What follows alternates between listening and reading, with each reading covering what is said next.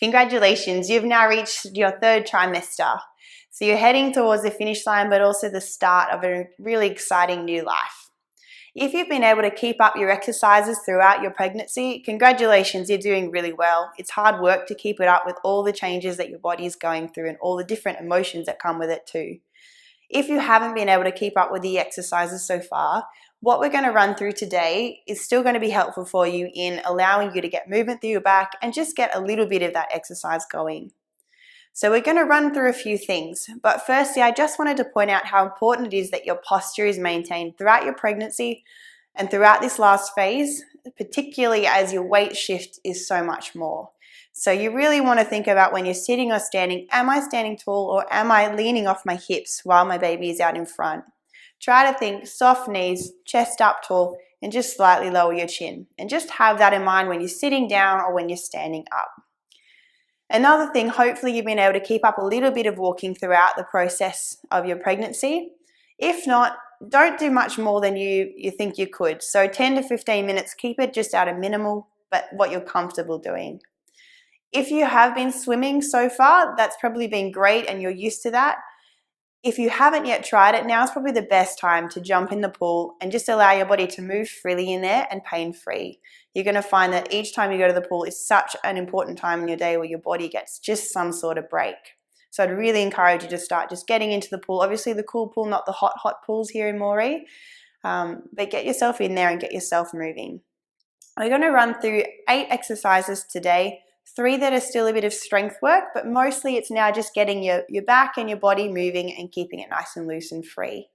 So firstly, I just wanted to talk a bit on pelvic floor. If you've been able to do your pelvic floor exercises throughout the last 6 months, then you're up to a good stage. And I want you to think about now the part of the pelvic floor where you're actually letting it all go out. So once you're able to hold it and contract your back passage, your front passage, if you'd like to revise that, you can go to the first trimester video that we did. But once you get to that phase where you've contracted your pelvic floor, your front and your back passage, and then you're letting it go, it's important that you can control that release for about 5 seconds and completely open up that area. And that's going to allow you to be able to just control and relax a little bit during when you're giving birth. So I'd encourage you to just put a big focus on your pelvic floor, continue it. It's harder now while you've got all the weight, but keep going with it and just focus on being able to let it all go. So your second exercise is just continuing with a bit of core. So if you've done your core exercises throughout, then you can jump ahead and try this. If not, probably let this one go. So down on all fours, go this way. So you want to be comfortable, knees under your hips, hands under your shoulders. And what you're going to think about is that TA muscle again and turning it on. So that's your belly button up to spine. So what you can do is just hold this position and just lift belly button to spine only gently, 5 seconds, and then let it go. And you can repeat that 10 times.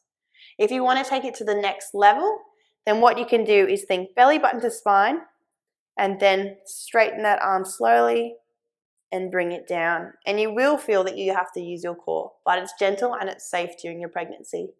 So if I show you that again, turn your TA muscle on, think belly button up to spine, and then slowly extend the arm up and then lower it down. And that's for those who want to do a little bit more exercise and keep it going during their third trimester. Again, the squats, I love the squat, it's the most important one. So I want you to maintain this 10 to 30 squats a day. Or more if you're able. So it's your feet underneath your hips, hands out in front. Make sure it's your bottom that's going back and then coming up.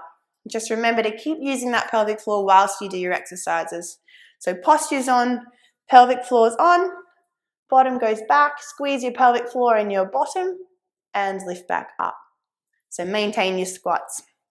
So our next 5 exercises are more for movement, more for freeing up your joints. The first one we're going to do is a nice one, again down on the floor. So it's good if you've got carpet, a mat, but you can do it on your bed as well.